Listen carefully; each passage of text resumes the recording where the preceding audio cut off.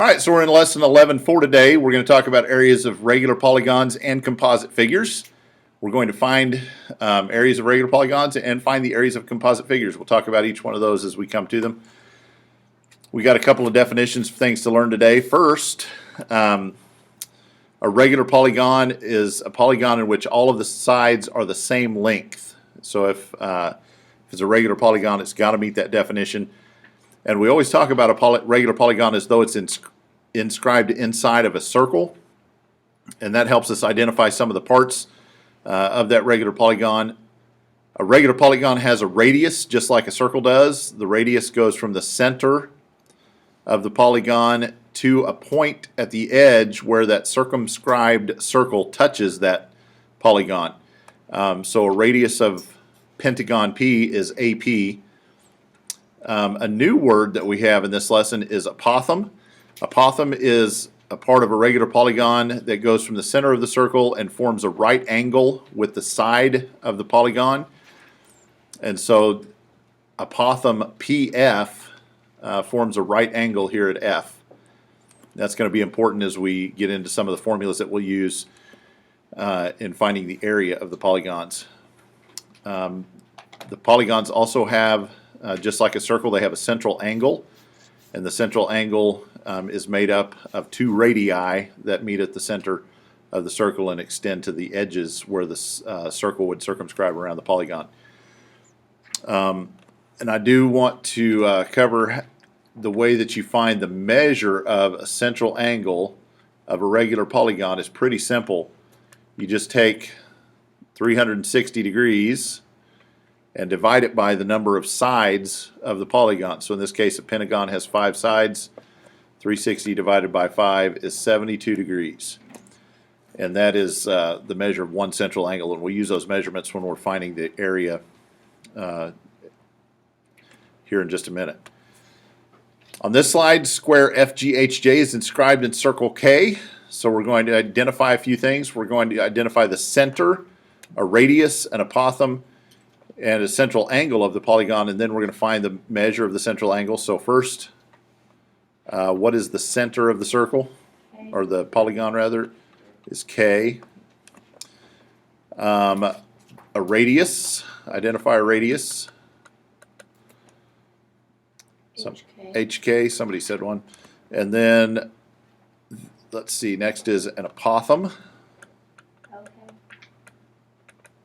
An apothem is LK, and a central angle. Central angle is GKH. And how do we find the measure of central angle GKH? 360 divided by 4. 360, it's a four-sided figure. 360 divided by 4 is 90 degrees. All right, next we have the one formula that we'll learn for this lesson. We're going to talk about a couple of different ways to use the formula. The area of a regular n-gon with side length S is 1/2 the product of the apothem A and the perimeter P. And this is the formula that we're going to use on most of the slides as we work through some of these problems. But we need to understand that this part is the same as this. So the perimeter of any polygon can be found simply by multiplying the number of sides times the side length. And so we'll find the perimeter and use that in the formulas as we're going along. Our first example, find the area of each regular polygon round to the nearest tenth.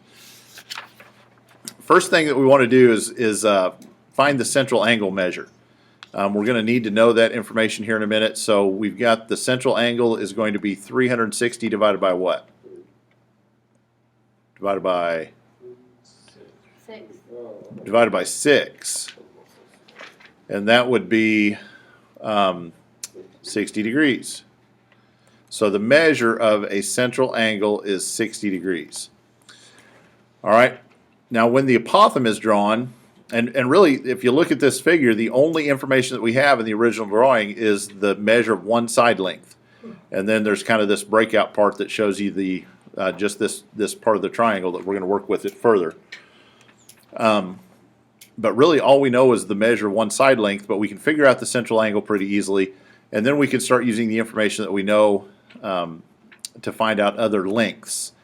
An apothem, because it forms a right angle, and if you think about having that circle circumscribed around the figure, anytime the radius of the circle cuts a chord or forms a right angle with a chord, it bisects that chord. And so we know that when it forms this right angle, that each of these have to be the same length, and that's shown right here. So this is 1.5 meters on each side. Since we know that, we can start filling in some other measurements. We know that we know some properties of triangles that are going to help us, and if this apothem bisects that angle, then we end up with what type of triangle? 30, 60, 90. And there are some special relationships of 30, 60, 90 triangles. If we know the short side or the short leg of that triangle is 1.5 meters, what is the long leg going to be? Times the square root of 3. So the apothem, A, is 1.5 times the square root of 3, which means it's going to be 2.59. We'll just round that to 2.6. So the apothem is 2.6 in length. And remember, I should have written this up here to begin with. To find the area, we need to know 1/2 the apothem times the perimeter. Can we find the perimeter, by the way? Well, we already know one side length. So perimeter is going to be what? One side length is 3 times the number of sides, 6. So P equals 18. So if we just found the apothem is 2.6 and we know the perimeter is 18, can we find the area? Heck yeah, we can. So area equals 1/2 times the apothem, which is 2.6, times 18.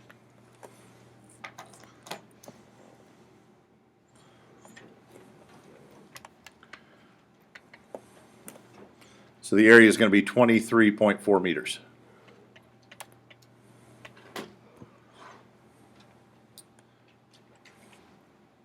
So you're going to have to remember some of those properties that we learned back in past chapters about 30, 60, 90 triangles. I imagine they'll sneak a 45, 45, 90 one in there on your homework as well.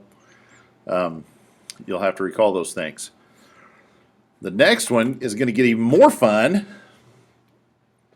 In this case, we're given a little bit different information. We have a pentagon. The only thing we know about it is the radius of the pentagon. We don't know the apothem. We don't know the side length. We can find the central angle easily enough. The central angle is going to be 360 divided by 5. So that is 72 degrees. So when we draw the apothem in, and it forms a right angle here, then that means that this angle is 36. Okay?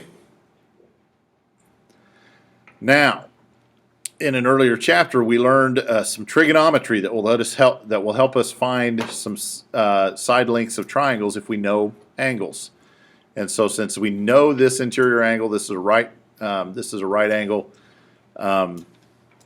we can use sine cosine to find some measurements of these sides. Anybody remember the handy saying that we used to help remember what sine, cosine, and tangent were? SOHCAHTOA. So sine is opposite over hypotenuse, right? So I can find this guy right here, sine of 36, needs to be equal to the opposite side over, oops, I shouldn't use an O for opposite, I'll just use X,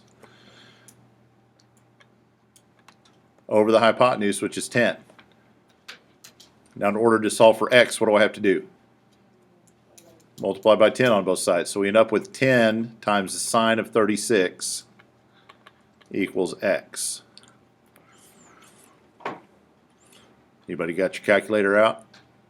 10 times the sine of 36. 5.9. 5.9. So x equals 5.9. But that's just half of this triangle right here. What do we need for a full side length? We need to multiply by 2. So 11.8 will be our side length. So we want to find the perimeter. We know it's the number of sides, that's 5, times the side length, that's 11.8. So 5 times 11.8 is 59. Perimeter of this pentagon is 59 inches. All right, we also need to know the length, this length right here, the length of this apothem. We use sine to figure out this side. What are we going to use to figure out this side?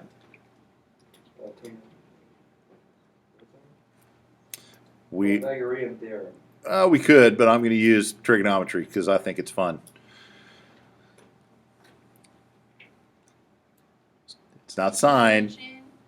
Cosine. Cosine. There we go. So we can do cosine. Cosine of 36 equals the adjacent side over the hypotenuse. So A over hypotenuse, which is 10. We're going to solve it the same way. 10 times the cosine of 36 equals A. Hang on. 8.1. 8.1. Perfect. All right. So 10 times cosine of 36 is 8.1. That tells us the apothem. Now, the formula that we needed was this. 1/2 area equals 1/2 the apothem times the perimeter, right? I know the apothem, it's 8.1. We found the perimeter, it's 59. We can do the formula now. So the area is 1/2 8.1 times 59.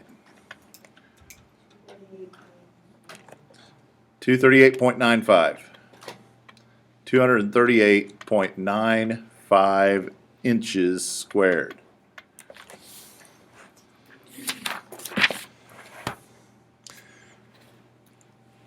That finishes up our section on regular polygons. Now, composite figures.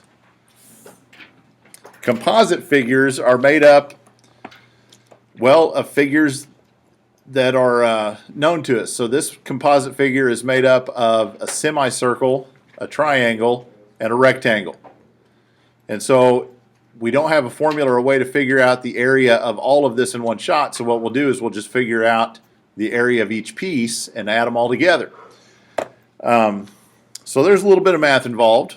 In order to find, let's start with this triangle. In order to find this triangle, the area of a triangle is 1/2 base times height, right?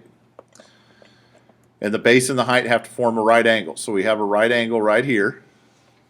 So we need to know this side length.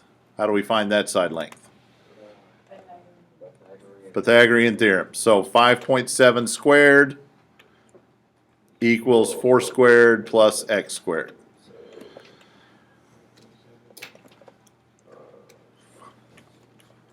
$32.49 equals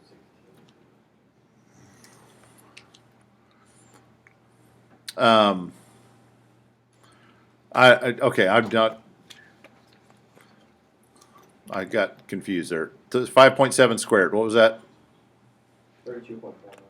32.49 equals 16 plus x squared. So subtract 16.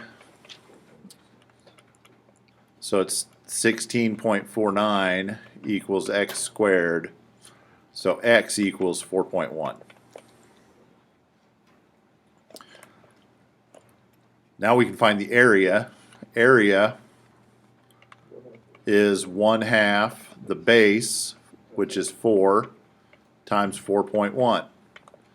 1/2 times 4 is 2. 2 times 4.1 is 8.2. So area is 8.2. So this part right here is 8.2. Rectangle. Well, that one's the easy part. Base length times width, 4 times 7 is 28. So this part's 28. Semicircle is going to be half the area of the circle. The radius is 4.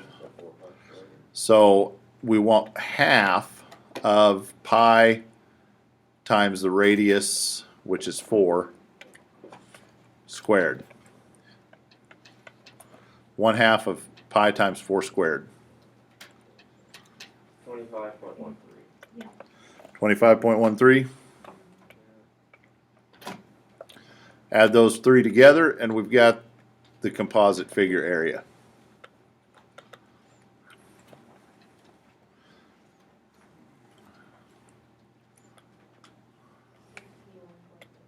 $61.33.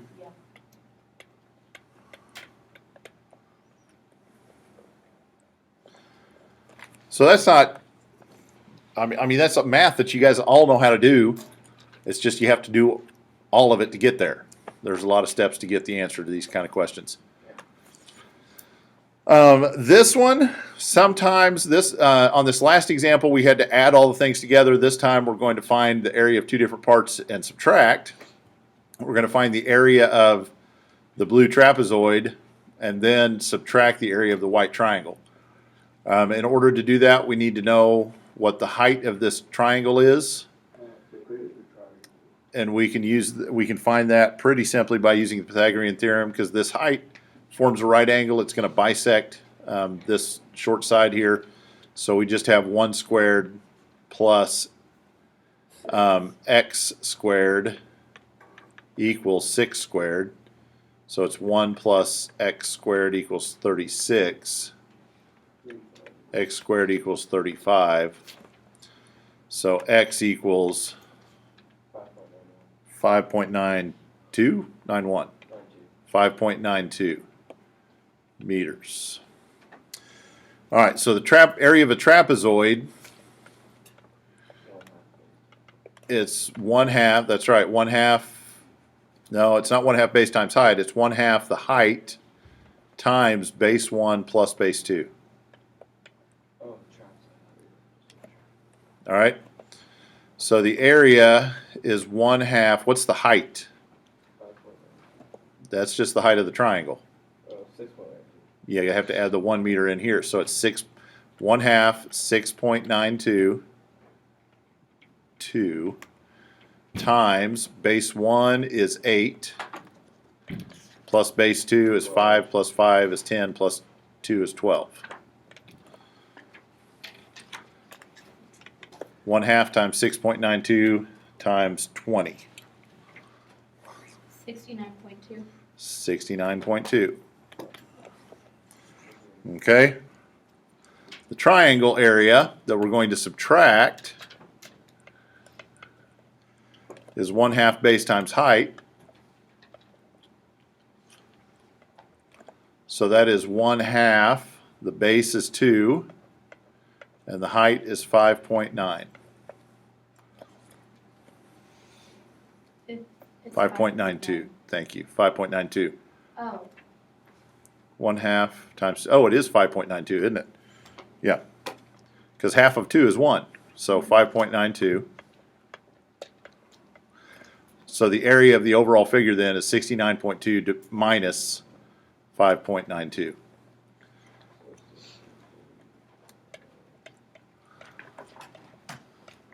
63.28 meters squared.